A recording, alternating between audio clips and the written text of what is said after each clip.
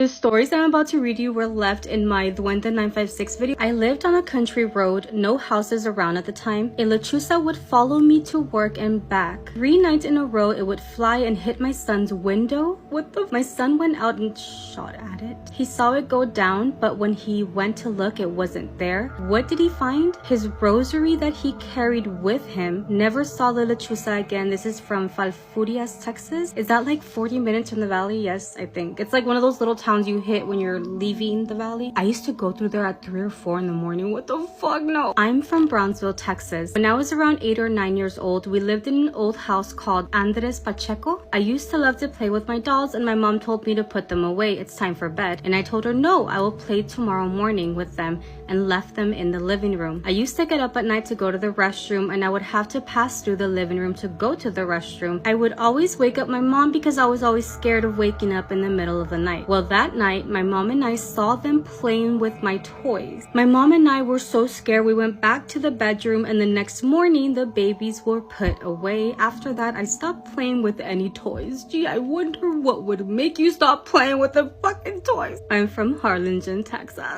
And when my daughter was just a newborn, she is now 23, I remember waking up, looking over to her crib, and there was a duende, a girl, who would look like a little girl from afar, but up close like an old lady. She would always stand over the crib and look at me and smile. No! Oh my god, I made sure my daughter slept with me from then on, and she would literally stand right by my bedside, and I could swear she would growl. I know very well she is still around. Oh my god. But this is just one of my many encounters. We need to hear other encounters, please. Not in the valley, but Houston. It was myself and my 3 cousins who were playing outside in the dark, and we'd seen something looking at us. It was small and dressed exactly like a leprechaun, and we chased it. Shake my head, we were kids, and my mom in a frenzy yelled at us so loud to come back fast. Literally would change shape every time. Oh my god, don't say that, because that's exactly what happened to me when I saw my only duende ever in life and never want to see it. Oh my god, I have chills. Wait, okay, what? It would literally change shape every time it would come, and it was always at night, but for some reason it wouldn't come inside the house. We would hear it tapping on the windows. My mom wasn't a witch, but her tias were, and they had told her that yes, duendes are real and never follow them. Her face turned white when we told her what we saw. After that, we were never allowed outside at night ever again. Dude, when I saw a duende, and you don't have to believe me, but we were driving, it was like 3 in the morning. I had left the house without telling my mom, and it was like a curvy little road. I swear on anything, I saw like this little person, and I gasped, and then when we like got right in front of it, it had almost like shifted into a dog. You don't have to believe me, but like, yeah, that shit has stayed in my head for a very, very long time. I was a teenager when that happened. So when you said like it changed shape, I'm like, fuck, I have chills. Yes, that is like, yes, this one fucked me up a little bit. In the ranchito on Highway 281 by the river, I'd seen duendes several times, and then someone commented, I live near 281 in Ranchito, now I'm scared. He responded and said, I'd seen one at the cemetery next to the corner market. I was just there because my grandfather is buried there. He said, I'd seen one at the cemetery next to the corner market. I stay in the ranchito, but honestly, it wasn't scary. I didn't try contact with it, but I'd seen it, and it was minding his business, and I was minding mine. Not my grandfather at a cemetery where there has been duende sightings. What the hell? And I'm supposed to go back in 2 weeks to decorate for Christmas. Oh my god, I just remembered something. Okay, so my friend growing up, she lived in the street right next to the corner market, and I remember, and she can correct me if I'm wrong, I think she was in the middle of the night walking through that street where the cemetery is, which is just one after hers, and she said, I don't know if it was her or somebody else, but that they saw a lady in white coming from that cemetery like at that time of night, and they booked it all the way home. Please don't tell me La Llorona and the duendes are up in that bitch, because what the fuck? Anyways, Scotty, if you remember the story, can you leave it in the comments for everybody to read, because that's all I remember. And that, I mean, I feel like that was like such a long time ago. I swear there are duendes in the law office I worked in Edinburgh, Texas. It's on University Drive by the courthouse. My files and several other things would go missing, and we would find them later in different places. So weird, but they were nice, and I guess nothing evil. Sounds like you should have put their ass to work, because what do you mean they're making your job harder? I'd seen some when I was little and laying between my grandparents. They were sleeping and I woke up in the middle of the night and seen them coming down towards me from the curtains above us, and I swear they sprinkled the glitter-like stuff on me, and I remember getting so damn itchy, and my grandparents woke up and asked what I was doing because I sat up and I kept saying the little people woke me up. And they said I was dreaming, but I wasn't. That would be the last time you stay the night with me if I was your grandma, because what the fuck, the little people woke you up? I'd be so scared. I'd be like, yeah, you're dreaming. That's not real. No, but that's so fucking scary, actually. I live in the outskirts of San Benito, and I swear I've seen a duende running from a neighbor's lawn into the monte across the street. Where in the outskirts? Because that's exactly where I saw it. If you tell me, fuck, I think the street, I'm just gonna say it because like who the hell is from here anyways? But when I saw the duende, it was on Espinosa Street out like by La Paloma. If you fucking tell me that is where you saw it too, I think I might pass out. Yeah, I'm gonna pass out. In conclusion, don't leave your house in the middle of the night without asking your parents, because you will see a duende. Anyway, let me know if you want to hear more. We live in a farmhouse that's over 100 years old, and the barn on our property was built in the mid-1800s, and it's actually registered as a church. So I do have a church on my property, but we use it as a horse barn. When we moved in, there was nothing in the attic. Like, it seemed like the original owner had been in there, but the previous owners to us didn't do anything with it. So our plan was to make a main bedroom, big bathroom, and then a dressing room. And it became very clear after we started messing with the attic that something was not very happy. We had a tree fall on our barn. We had our septic system back up on a holiday weekend nonetheless. Like, the house was very upset that it was being disturbed. So in the process of doing the attic, we started ripping up the floors, right? And my husband finds some lace with like a gun wrapped in it, really old, like antique looking. And then he finds like a couple of pieces of clothing, and we pull it down out of the attic because we have like not very much light up there, right? And I'm like, this looks like a nightgown. Like this really looks like a nightgown. And it's very weird that it was just like wrapped up in this lace with this gun, right? And obviously we have nothing to go on based, you know, other than assumption that stuff has been over there or under the floor for like, what, 100 years? So as the time goes on, we start finding other things. And we start having more activity in the house. And it's almost like we disturbed something and like opened a can of worms, and then we just couldn't get it to stop. This is like a super condensed version of the story, but we basically started poking around, and I asked the neighbors we had. They were in their 90s at the time. They've since passed, but I asked them like if they knew anything about the original owners of the house, and like what happened to the wife, because I'm like, this is kind of sketch. And the original owners, apparently he was just a man and his 2 daughters, and allegedly the wife like worked out of town, and then eventually decided to move, and they didn't really see much of her. So I'm like, oh, okay. We also found like shoe boxes, newspaper clippings, these colorful vials. We have no idea what's in them. And then we started pulling up more floors in the back of the attic before we like did the addition or like did the remodel. And we noticed that part of the floor was already ripped up. And it didn't seem to be like purposeful in the first place. And then we found a check stuck to the bottom of the floorboard, like someone had ripped them up and was looking for it. That's what we're assuming. Again, allegedly, we don't know, we're just guessing. And it was the payout or the receipt for a life insurance policy check.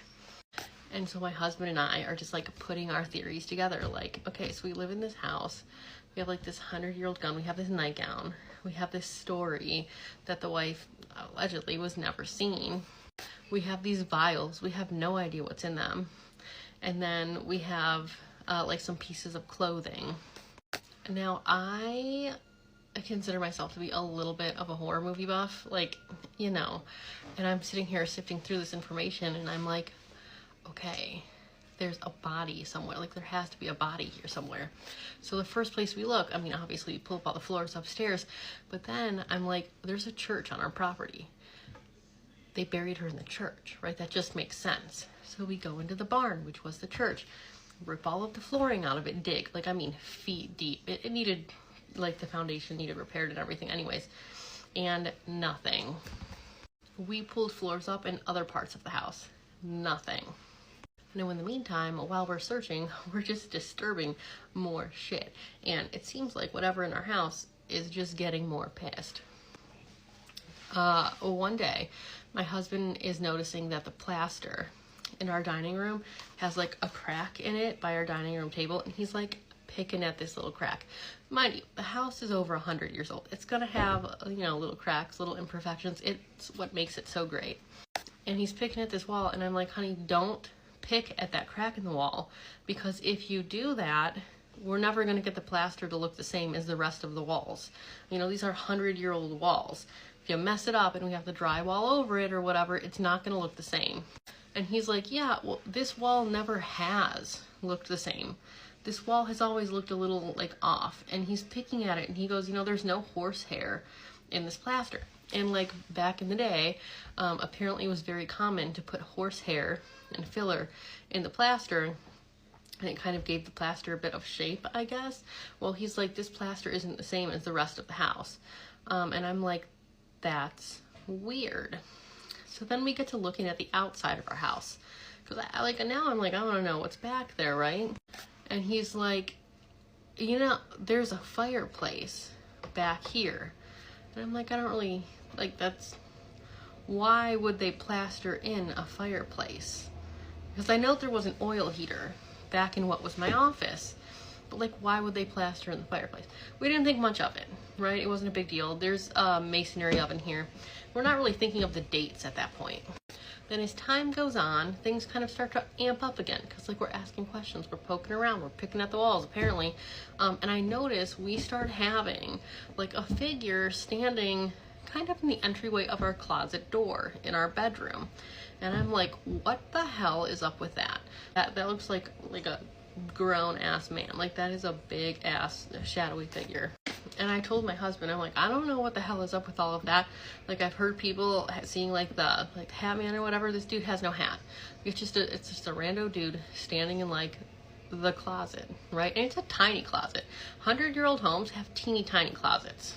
So now I want to know. Like, I'm looking for stuff. I want to know what's going on. I want to know more about the history of the house. Well, one day I'm sitting there talking to my husband about how the house was made, and like the history of the house, and like how it was interesting that there was an oil heater in the house, because in the 20s it would have made more sense, or when the house was built, it would have made more sense to heat the house with wood.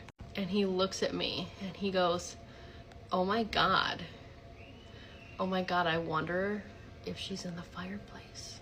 I'm like, hang on, what? He's like, I wonder if her in the winter time, and then the ground was hard, you know, so he put her in the fireplace and plastered her into the wall.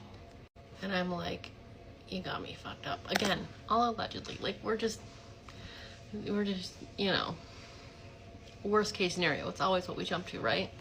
Then we're researching the house a little more thoroughly, and he's looking at the floors, you know, because we have wood floors, and some of it is like old school 100-year-old wood, and some of it's newer. And we're looking at where the addition went in, and he goes, you know, the bedroom closet, like where the closet is, he's like, that used to be the front door of the house. That was the front of the house.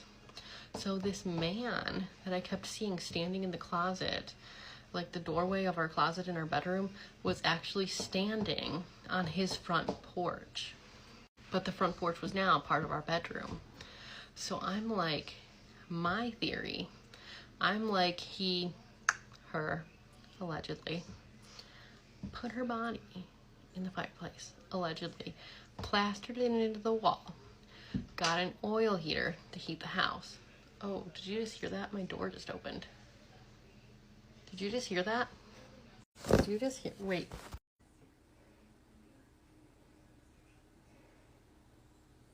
Could you not? Nims, what are you looking at? Nims? Nims.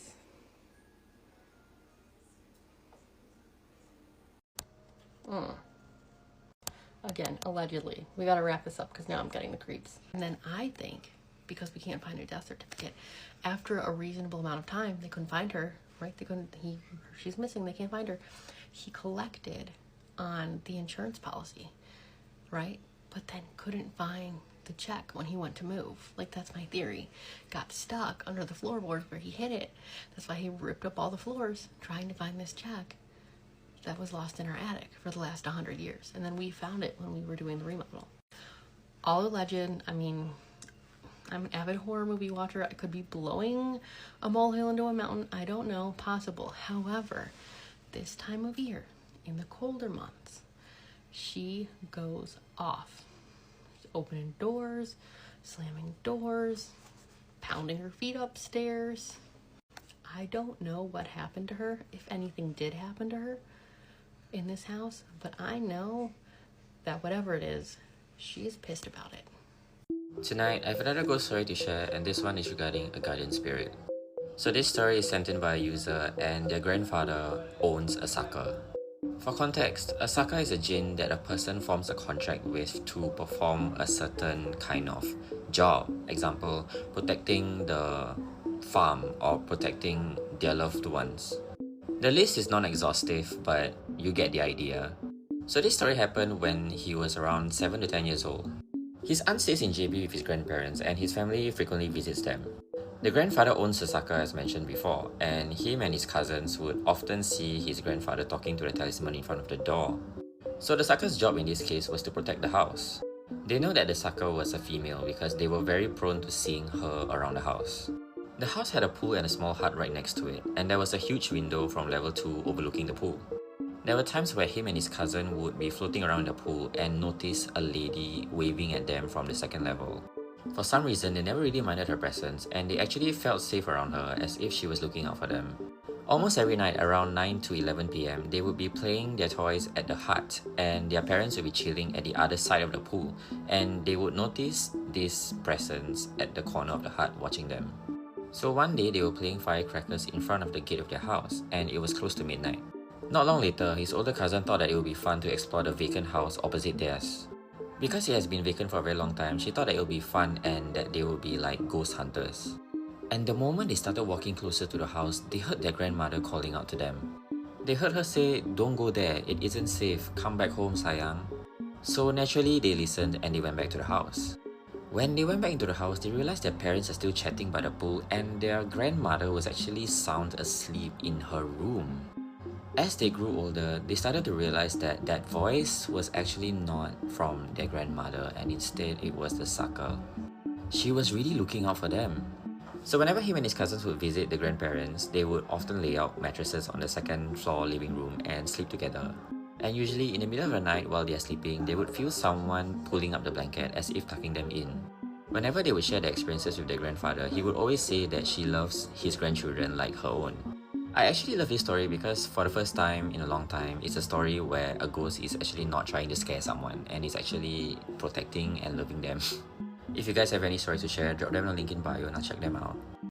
I lived in a haunted farmhouse for 2 years and I actually caught a ghost on camera with my first gen iPhone. So first I'm going to show you the 100% unedited photo that I took. I went to get the mail and I turned around and I took this picture because I had just gotten my new car. So I took a picture of my car in the driveway. Then when I got into the house and pulled up the photo, I noticed something in the window. So I zoomed in here on the unedited photo.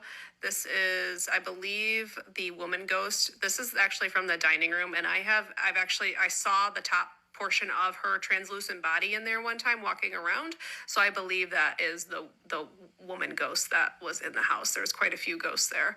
But you can see her face and two hands on the window watching me from inside the house. I didn't get really bad vibes from her.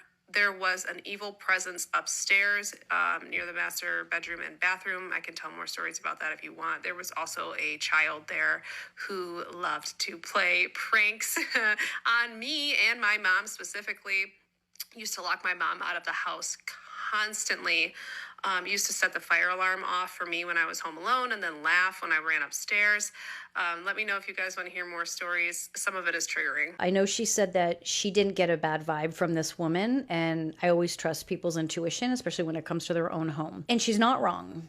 She doesn't harm anybody.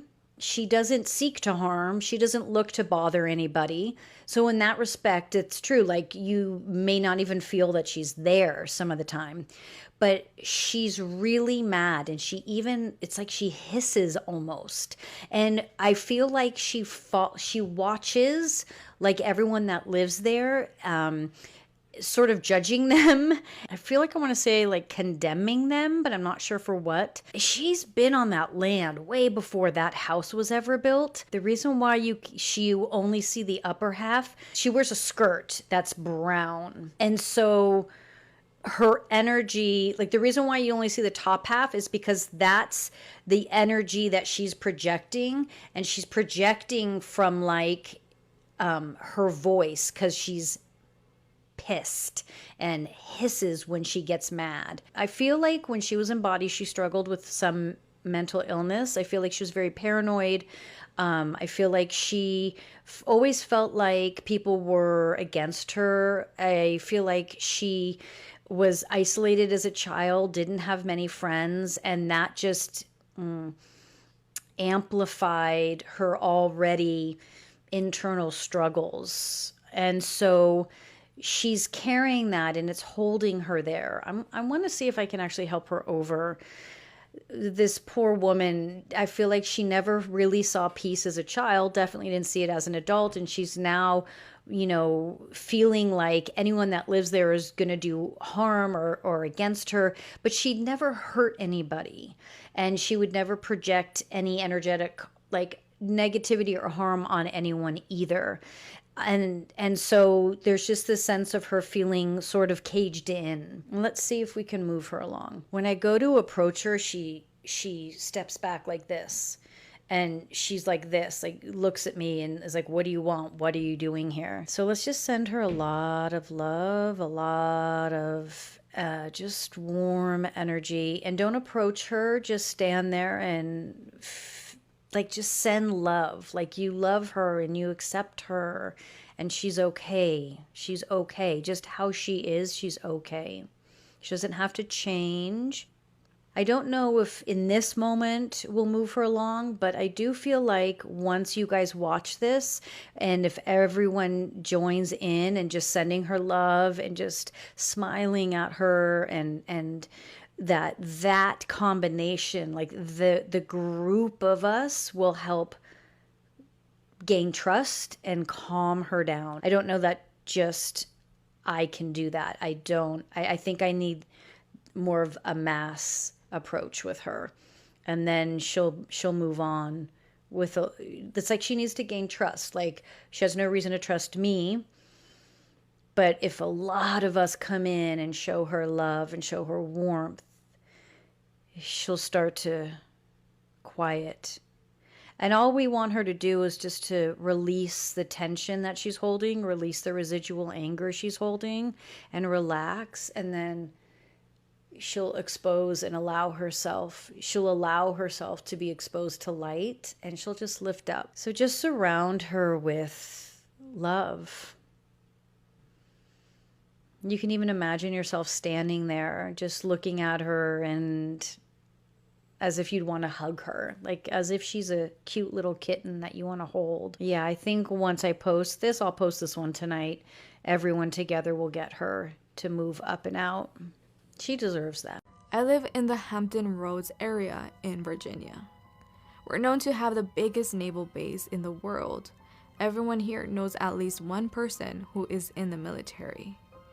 I work in a PPV, public-private venture, and the one I work for is kind of like apartments for junior sailors that are stationed here. I've worked for this PPV for 10 years, and I started working as a porter before transferring over to working at the front desk. While I was a porter, my main duties were walking the property to make sure trash is picked up and also deep cleaning rooms once a resident has moved out for the next person to move in. The property is huge, and our main building has 6 floors. Each floor is assigned 2 porters and a maintenance tech. When I first started working at this place, I heard a few stories about some of the sailors unaliving themselves. One story told by my maintenance technician and our maintenance manager stood out to me. They were working overtime one weekend, and a former technician was leaving the 4th floor. He saw 2 residents, all of them heading towards the elevator near the parking garage. The maintenance shop is close to the parking garage. One of the residents said he had to go back to his room quickly. while the other decided to take the elevator down and wait for him. The former technician also realized that he needed to return to the 4th floor. The resident who had to go back to his room took the same elevator up. Meanwhile, the technician took the other elevator since the first one had left. When the former technician got off the elevator, he heard a loud boom. He went to see what happened, and as soon as he got near the short storage, he saw the resident who had gone back to his room. The resident had used a gun on himself, died from a self-inflicted gunshot wound. The technician called for help and quit his job immediately. Now, onto my personal story. My partner had the day off, and the maintenance technician I worked with called out that day. I happened to be working on the 4th floor at the time. For the most part, it was a normal work day, and to be honest, it was a slow day too. I was walking towards one of the elevator banks near the front of the building because we have a little mini Next downstairs, and I wanted to get a couple of drinks. As I mentioned before, our main building is pretty huge, and it's easy to get lost if you're new or unfamiliar with the layout. I encountered a new resident who had his map out and was still having trouble finding his way to the front of the building. Since I was heading in the same general direction, I told him to follow me. As we were walking to the elevators, I saw a person in dark clothing who appeared to have long hair. We were getting close enough to see this person trying to get on the elevator. Then, it looked like they just disappeared out of nowhere. At first, I thought I was seeing things. When we got to the elevators, one of them was out of order, but the other one was working fine. I didn't want to mention seeing a figure, but the resident asked, "Did you see that figure?" I asked if he meant someone with dark clothes and long dark hair, and he nodded yes. Hello and welcome back to a series of spooky stories, The Haunted Tea Spill. If you haven't seen my last couple of videos, I'm using all of the commission that I get off of these necklaces to go towards angel trees that I'm pulling off of an angel tree from a nursing home. Every year my grandma's church does an angel tree for the local nursing home. I got 4 of my own and I'm wanting to do as much as I can for that nursing home. It's very, very small. So I thought of the idea to use my commission for this. I've also had a lot of generous people ask me about sending me money instead of ordering the necklace because they don't want it, they don't need it, don't like it, whatever the case is. And they knew that the commission isn't very big. But my thing is anything helps. Because of them asking, I'm utilizing my Venmo because I have a Venmo card. So all of the money that's donated stays in the Venmo account and I'll just use my card to swipe for any angel tree items. We hit $100 on Venmo today and I've only been getting donations from Venmo for the last couple of days. So we're at almost $200 total for commission and Venmo. I'm going to do some of the angel tree shopping this weekend and I will post a video whenever I do that as well. If you will engage with this video, like, share, comment, and then add this to cart, don't have to buy it, but when you add it to cart and you leave it there for a couple of days, that actually helps push out the video even more because people are looking at the necklace. Sorry for taking up so much of the video, now onto the story. Back in high school, my family and I moved into a house that used to belong to a family friend. We wanted to be closer to the city. Cypress was just too far out from everyone we knew. I had heard some weird stories about the place from a friend who lived there before. She had told me creepy things had happened to her in that house, but I was skeptical. You should always be skeptical. I didn't think much of it until the same kind of stuff started happening to me. I have a million stories from that house, but one in particular still sticks with me. A little background first, I couldn't sleep in my room at night. It wasn't because I was scared, I just physically couldn't fall asleep in there. I wouldn't say I have a sixth sense, but subconsciously my body always felt on edge in that room, like I was never really alone. So I started sleeping in the floor of my parents' room. That became the norm. One night, we got home late from dinner. I had school the next morning. I set my alarm 30 minutes earlier than usual so I could shower before class. This ended up being both the first and the last time I ever showered before school. I got up around 5:30 a.m., headed to the bathroom, and took a shower. When I got out, the mirror was fogged up, so I grabbed the squeegee and started to wipe it down. That's when I froze. There were 2 fresh adult-sized handprints on the mirror. They weren't mine. I could see myself clearly in the reflection. My first instinct was to turn around. Maybe someone had come in while I was showering. I checked the door and it was still locked. I opened it and peeked down the hall. My siblings' doors were shut, lights off. No one was up. It definitely wasn't them. I bolted out of the bathroom and rushed to school, trying not to think about it. Later that afternoon, I got off the bus and my mom called to tell me that no one was home. Oh no. No. But the house key was under the rug. and it's gonna stay there with me on the porch. I'm not going in there by myself. I was still unsettled from that morning, but I tried to shake it off. Walked inside while still on the phone with her. Like always, when I was home alone, I went around checking all the doors and windows on the first floor, making sure they were locked. I was still on the call talking to her as I moved through the house. I walked towards the back door, which was directly in front of the stairs. After checking it, I stood there, back to the door, facing the staircase. I told my mom, okay, I'm gonna go warm up my food for now. I'll talk to you later. The moment the call ended, loud lullaby music started playing upstairs. It wasn't any lullaby that I'd heard before, and I had grown up around my nieces and nephews. I knew all the classics, and this wasn't one of them. I stood there frozen, trying to decide what to do. Run. You run. Insert the clip from Malibu's Most Wanted. Run, bitch. They gon' kill you. Finally, I FaceTimed my sister-in-law. While the call was ringing, the music kept playing loud and clear. But the second she answered, hello, the music stopped. Complete silence. I told her what happened and decided to go upstairs and find where the sound came from. Why? I kicked the toy box in the game room a few times, thinking maybe a toy got triggered. Nothing. I checked all the TVs off. Every single one. I told her, you guys need to come home. I'm not staying here alone. I went back downstairs, spotted my nephew's baseball bat under the sofa, and grabbed it. Not that it would help much against a ghost, but my 16-year-old self definitely felt safer holding it. Get the salt. Hard pass. Hard pass. Get me out of there expeditiously. A fucking lullaby, bitch? Please. Let me know what you think in the comments. You can rate it if you want. Scale of 1 to 10, 1 being the least scary, creepy, spooky, 10 being the most. If you have a story of your own that you want to submit, you can do so on the link tree in my profile under Spooky Storytime. I'll see y'all in the next episode. Stay spooky, friends. This is probably going to be the worst case I've ever covered. This is one of those stories that will have you double checking to make sure all your windows and your doors are locked. If you're a woman and you're alone, I would suggest you skip the video. Unless you're okay with having anxiety and paranoia, that's your business. Molly McLaren did everything right. She blocked him, she reported him, she told all of her friends and family what was going on, and still ended up trapped in her car in broad daylight, fighting for her life. And the worst part, she didn't even know how close he was watching her. This is the case of 23-year-old Molly McLaren. Molly was one of those girls that you just instantly loved. Sweet, goofy, and hardworking. At the time, Molly was really into fitness and school and just bettering herself. She would even film her fitness journey and post it to social media. In 2017, Molly would wake up every morning and pretty much go straight to the gym. That was her safe place, her peace. And the gym being her safe place really puts chills down my spine. And you will find out soon why. Molly being only 20-something, she wanted companionship as well. So in July of 2016, Molly joined the dating app Tinder, and that's where she met him. His name was Joshua Stimson, a 25-year-old average man who worked in retail. He had a normal life, came off even shy, polite, also was very handsome. Good-looking man, seemed to have no criminal record, no violent history. There's no obvious signs that there's something off with his brain. Molly's friends and family like this guy. She's really happy, and she seemed to hit it off with him really well, also because they allegedly had some mental health issues in common. Molly suffered with severe anxiety, and she was battling this for quite a while. Joshua told her that he also suffered with a mental health illness, which was bipolar. The pair weren't talking for too long on Tinder before they decided to meet each other in person. Joshua seemed to really care for Molly. He was supportive of her mental health struggles. Joshua made Molly feel understood and seen. But underneath that calm exterior of Joshua Stimson, something darker was growing. After a few months of the young couple's new relationship, there were a few red flags that Joshua was starting to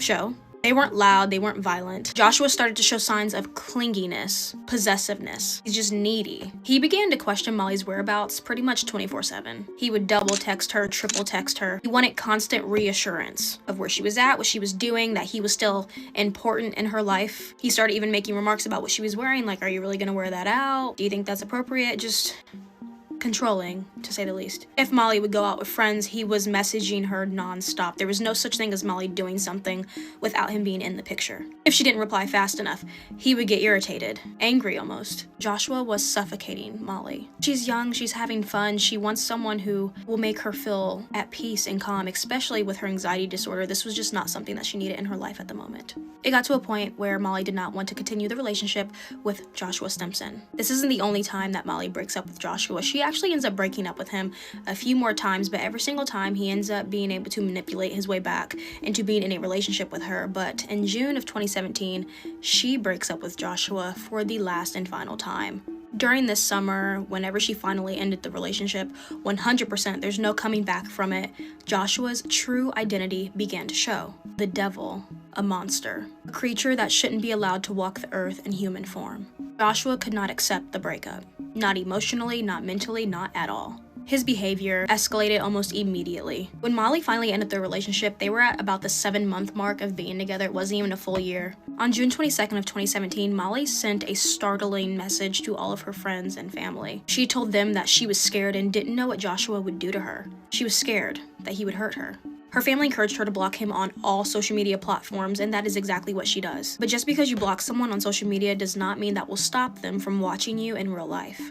1 week later, on June 29th of 2017, Molly heads to the shopping center in Chatham. In this mall is a gym that she frequented quite often. As Molly is minding her business and doing her workout as she normally does, a familiar face walks into the gym and starts working out beside her. It's Joshua Stimson. This wasn't an accident. He followed her. As soon as Molly sees him, she takes a picture of him and sends it to her mom, and she's like, "Mom, he's just showed up at the gym and he's next to me working out." Her mom's like, "You just need to come home." Molly actually walks over to Joshua and she's like, "Why aren't you at work?" And he's like, "That's none of your business." Soon afterwards, Joshua leaves the gym and then she leaves not too long after him. Her vehicle is quite a bit away from the door, the entrance of the mall. Molly is now making her way to her vehicle. After seeing her crazy ex-boyfriend appear out of nowhere, she's on edge, she's uncomfortable, she's just not feeling right, something's just off. This was not a coincidence at all. She wasn't stupid and she knew that. She makes it to her vehicle, opens the driver's side door. What happens next is truly terrifying. Go to part 2. She had told her family and voiced her opinion that she was scared that he might do something to her. She takes a picture of Joshua, sends it to her mom, and she's like, "He just showed up at the gym. He's literally right next to me. What the fuck?" Her mom's like, "You need to just come home. Come home now." Well, before she can leave the gym, Joshua leaves first, and she follows soon after, going to her vehicle that is in the car park of the mall. She makes the journey walking to her vehicle by herself, and as she opens her vehicle door, before she can even get settled, Joshua Stimson appears out of nowhere. Her crazy ex launches at her in a frenzied attack. A vicious fight is taking place inside of Molly's vehicle. Molly is screaming for help. She is wailing on her car horn over and over again. People in the parking lot could hear her car horn going off over and over and over and over again, like who's just wailing on their car horn. Well, it was Molly trying to get someone's attention, like, "I'm being attacked, please help me." A witness in the parking lot noticed the struggle inside of her car. His name was Benjamin Morton. He even tried to intervene with the altercation. He tried to slam Molly's driver's side door on Joshua's leg. I mean, he tried to pull him out, but Joshua would not stop attacking her. Witnesses were yelling at him to stop, but Joshua just continued the attack until Molly was fatally injured, unfortunately. Joshua stabbed Molly in the chest and in the neck over 75 times. 75 times. 75 times. That's insane. The eyewitness, who was Benjamin Morton, who tried to stop the attack, he was the one who phoned for help. And when they got there, there was no helping Molly at all. She was very much so gone. Her injuries were just far too dangerous, for lack of better words. There was no saving her. Sadly, she had passed away and she was dead on arrival. When help got there, she was still inside of her vehicle, slouched over. She's in the car. Blood everywhere, as you can assume. There's blood even on the outside of the car. The car is black. It was a mess. It was a lot. When police got there, Joshua did not run. He did not care to. He literally waited for them to get there. And he walked up to the car. He was like, "Hey, I'm the one you want. She's died. She's in her car." Just like that. Like, there was just, and he was covered. His hands were just a mess with blood. Camera footage captured him at a store not too long before. I think it was the day before. Could have been a few days. I'm not 100% sure. Could have been the same day. But he bought a knife. He bought a knife, so this was premeditated. Literally, as he was sitting next to her in the gym working out, he knew what he was going to do. Terrifying. She was scared that he might do something to her, but she did not know the extent of what he was about to do to her.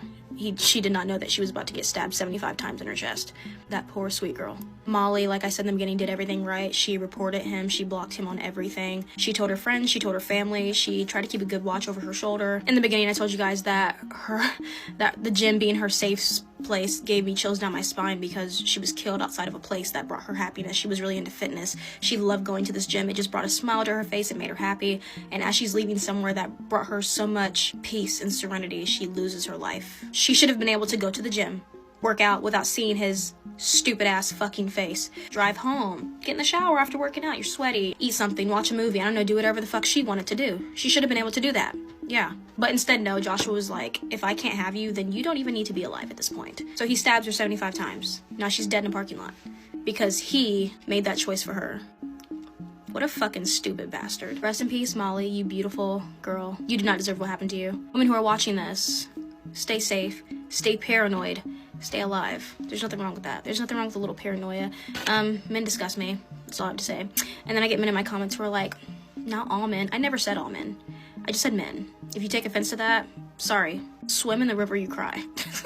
Honey, I don't give a fuck. I don't. Yeah, but women commit crimes too. I know. They do. What is your point? Other places that I lurk after dark, you can find me on Snapchat, you can find me on Instagram at Crime Queen, same way it's spelled here is over there. If you ever want to give me a crime case suggestion, you can DM me wherever you feel comfortable. Love you guys. See you guys in the next case. I love you. Bye-bye. I love you. Did you know that? I love you. I know, Mommy. I love you. What is another like? What is another like? I don't know. What does it look like? Something else. Oh.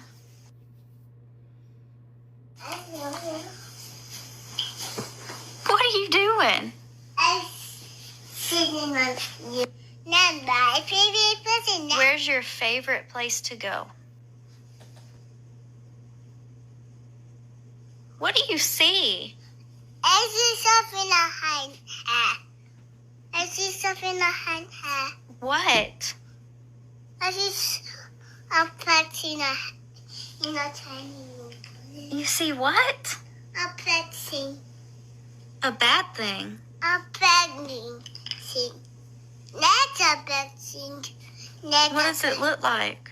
A ghost. A ghost? It's one. No, there's no ghosts. No ghosts here. Ghosts be gone. No. Stop it, baby. Daddy's not here. There's one. There's a ghost right ahead. No, there's no ghosts here. Ahead. There's one ahead. No, there's not any ghost. Ahead. Don't scare Mommy. I wanna see behind here. Mommy, go in my room. It's not sad in my room. It's not scary in your room? Mm-hmm. I wanna go in my room. There's nothing. Here's Abby. There's some savvy goose. Go in my room and look, it's a savvy goose. There's not a scary ghost. You know, in my room? No. Go in my room. Why? Go in my room. It's not savvy in my room. Not savvy in my room. I'm gonna know where to hide. What? Go in my room. Well, we're not going to go in your room right now. It's savvy here. It's not scary in here. I saw everything floating in the hat. There's a scary thing floating. Where? The hat. Baby, there's nothing there. Yes, it is. No, there's not. Stop it. Stop it. In my room. Hey, look up at the sky. What's on your face, baby? Gooses on my face? No. Gooses in my stomach? No. No. What are you doing? Go in my room. There's a pajama. It's kind of savvy. Look, it's kind of savvy. Go in my room. Try to go in, Mommy. Go in my room.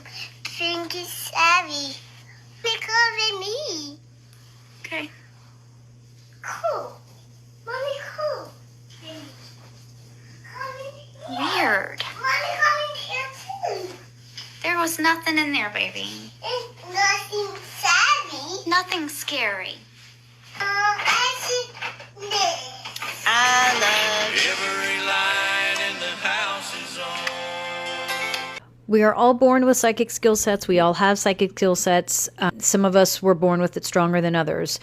It's not that children can see and feel something we can't. It's that children see and feel and hear until it is taught out of us, until it is trained out of us, scared out of us.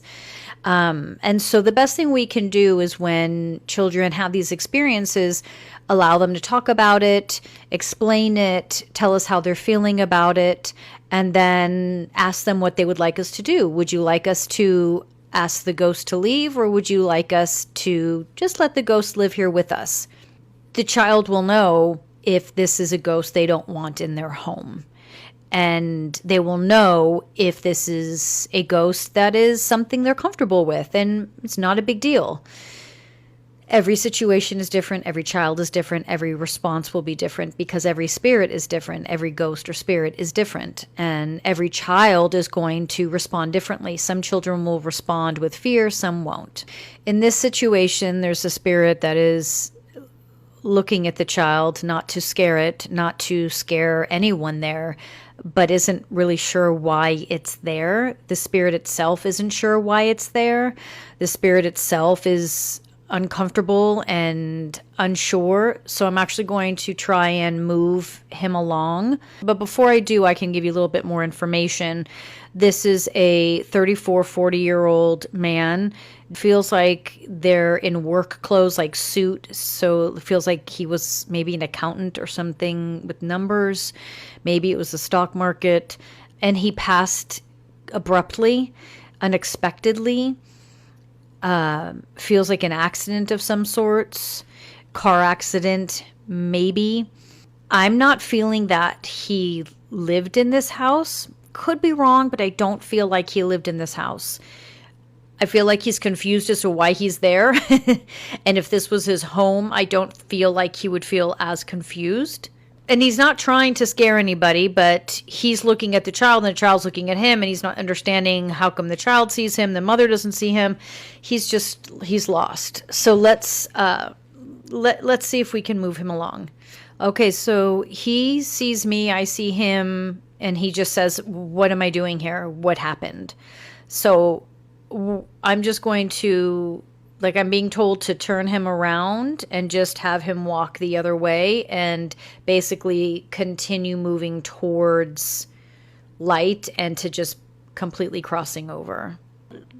Like, the word that comes to me is very jarring. He was like, what am I doing here? So how this happened is car accident, must have been in the neighborhood, in close proximity to this home. He passed it at the accident site, and he's just confused. Doesn't happen to everybody. It can happen.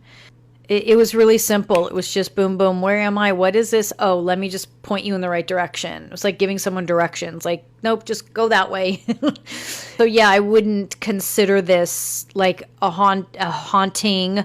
I wouldn't consider this a home that has paranormal activity or that's going to have more activity.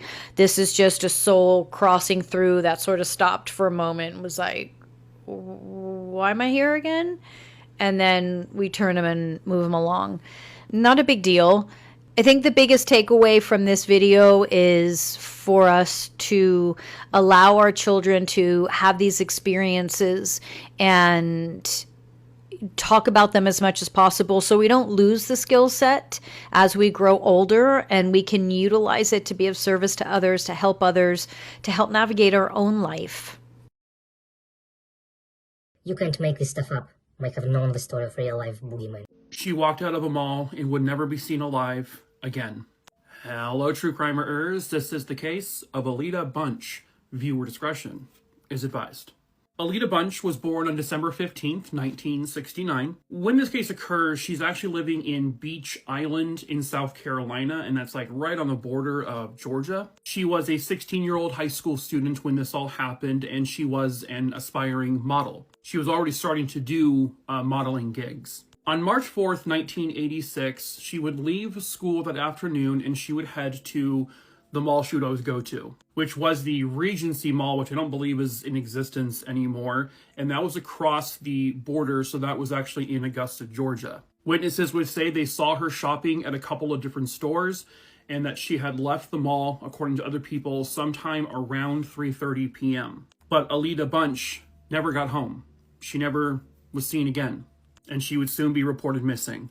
Within a couple of days, there would actually be several arrests made in connection to this because they discovered that someone was using her credit cards. That eventually led them to this group of people who would then state that they were using these credit cards, but they had gotten them from their friend. His name is Alexander Edmund Williams IV. Initially, he told his friends that he got their credit cards just by chance. He just found them and he, let his friends use them. And they basically maxed out all of their credit cards.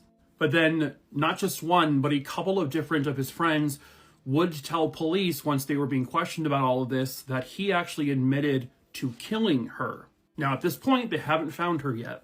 But the friends said they saw him, Alexander, driving a 1984 blue Mustang, which is a car he did not own, but it was the car that Alida drove. He said it belonged to a girl, and that's all he told them. And he asked his friends, will you help me dispose of this car? And they did.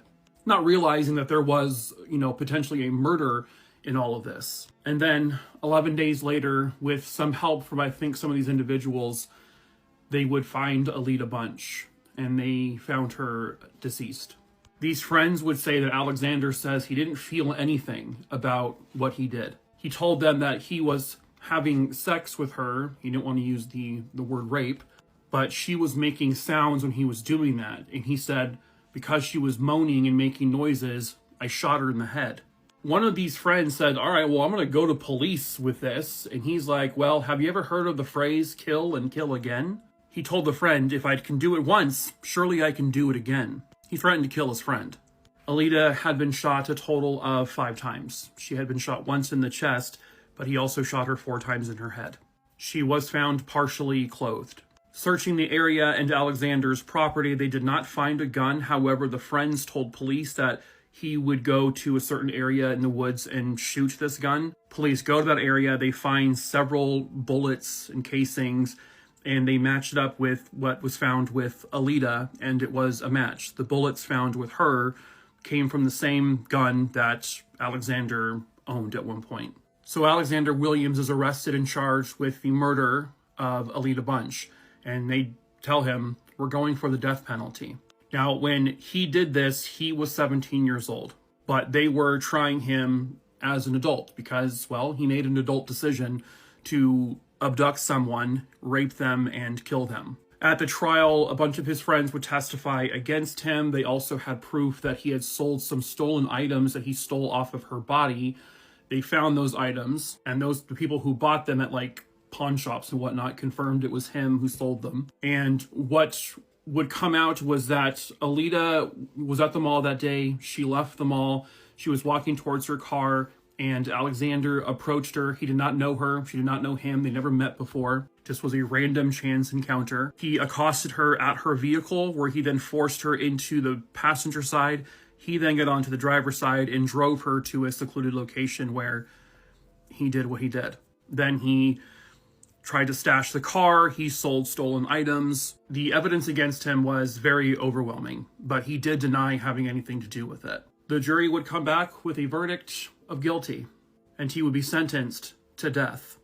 Now, when he was sentenced, he was 18 years old. He would continue to appeal the death sentence he received, and eventually it ended up working. And that was for 2 reasons. One, because of a law that passed that if a person commits a capital murder that's also a minor, you can't execute them. Again, he was 17 when he killed her, and she was 16. And it would be revealed years and years later that he was actually schizophrenic. That his lawyers never looked into him. They didn't try to actually see if he was mentally well or not. That would be discovered independently, away, not from his attorneys. So essentially, he wasn't given a fair trial. The courts would confirm, again, years and years later, that he is in fact schizophrenic, and you cannot execute the mentally ill. So in 2002, his conviction was not overturned, but the death sentence portion of it was overturned. He was still guilty of the murder and rape, and he would then be sentenced to life in prison without parole. He will never be free. He will never hurt another innocent person ever again. There is no doubt that he killed her. I mean, even the attorneys who were trying to get his death sentence reversed, even they're basically admitting, yeah, he did it. He just was schizophrenic when he did. He was abused a lot as a kid, which does not excuse a person to commit a rape and a murder. But being schizophrenic, obviously that does change things a lot. But again, regardless, he will be locked away until the end of his days. If you are someone who likes to lend people money or your own personal belongings, I want you to watch this video to the end. I want you to learn from my own mistakes. Please do not repeat what I did, because I have always been someone who never believed in destiny swapping and also people taking your personal belongings to go to do voodoo on you, because I'm a Christian and I never believe in these things. Story time. I have got my own business and business has been going really, really well. I've never struggled, never encountered any issues, maybe a little here and there, but not this major. I've got a long best friend. Let's call her Jennifer for the sake of this video. Jennifer comes to me one day asking if I could lend her some money because her rent is due and she has got no money and the landlord is threatening to kick her out. So I felt sorry for Jennifer and I gave her even 2 months rent in advance. Although it was difficult for me, but I still gave her. I lent the money to her. Tell me why a week after I lent this money to Jennifer, her life like changed completely. It was like we changed lives. Everything started going on well for Jennifer. Me, on the other hand, my business struggled. Everything started to fall apart. My customers not coming to me. I'm now in debt. And I'm thinking, what's going on? I spoke to my brother about it. My brother said, maybe she did something with the money that you gave her. I was like, no, I don't think she'll do stuff like that. And also, I don't believe in destiny swapping and all of these voodoo things. My brother said, I need to pray. So I got a dream that I was in a coffin. Something I have never ever dreamt of before. Also, my mom rang me, very worried, concerned, in the middle of the night, telling me, have you offended someone? Because I saw you in a river and someone is bathing you in the river. So my mom prayed and prayed on the phone with me. I also prayed like never before after my mom came off the phone. So I told my mom everything the next day. She told me that maybe my friend did something with the money I gave her, just like my brother said. So I decided to go confront my friend. When I did, she was like, nah, what do you mean? Why would I bite the hand that fed me? So I actually believed her and I asked her, are you sure? She was like, yeah, I am sure. And then I said, but why is it that everything of mine is going wrong and things are going well for you? Have you had someone who is helping you? She said, and made a statement. Well, sometimes you get help through someone. I said, what do you mean by that? This is part 2 of, if you're a fond of lending people money or your own personal belongings, please watch this video to the end. So after I confronted my friend Jennifer, she told me something very chilling, something very unsettling. She said, maybe the money that you lend me, God gave me some of your luck. I looked around and I thought, what do you mean? She was like, yeah, maybe God gave me some of your luck that you have been getting, hence the reason why things have turned out good for me. So I told her, don't be joking. She laughed it off. Then I left. I didn't think anything of it. So brother comes to me telling me that she saw Jennifer, my friend, at night, stood outside my room, staring at my bedroom window. He was scared to actually confront her. So he kept quiet and then told me the next morning. I went back to her house and I thought, I'm not going to let this slide. I asked her mom. Her mom also chased me out. I started praying outside the house, like rebuking everything, saying that if she has done something to me, God will punish her. Everything that she's done will return back to her a million times. Her mom started chasing me out. I just ignored her and I carried on praying. I prayed like never before and I left. Ever since, everything has been going well, even better than what it was for me. And guess what? Out of the blue, everything Jennifer has been getting has disappeared. So I blocked her, never to even receive her call. Then one day, received a phone call. This is a withheld number. I answered the phone call and it was Jennifer's voice. She started pleading and saying that, listen, things didn't end up well between you and I. You know, we're best friends. We can't just throw things away like that. So let's just get back to how things used to be. I didn't even alter a word. I got the call and I blocked her. People, be careful. Destiny swapping is real. Be careful out there. If you're a fond of lending people money and also your personal belongings, please put a stop to this. Do not do it. It's not worth it. Robert Stack, what are you doing holding that sawed-off shotgun, bud? You silly goose. Hello, true crimer-ers. This is the case of this psycho, Albert Leon Fletcher. Viewer discretion is advised. January 11th, 1995, Dade City, Florida. 24-year-old Albert Fletcher managed to escape from a prison van because he somehow managed to pick the lock of his handcuffs and his ankle restraints. The guard shot at him but missed, and Albert continued to run down this river, and he vanished. What led to this?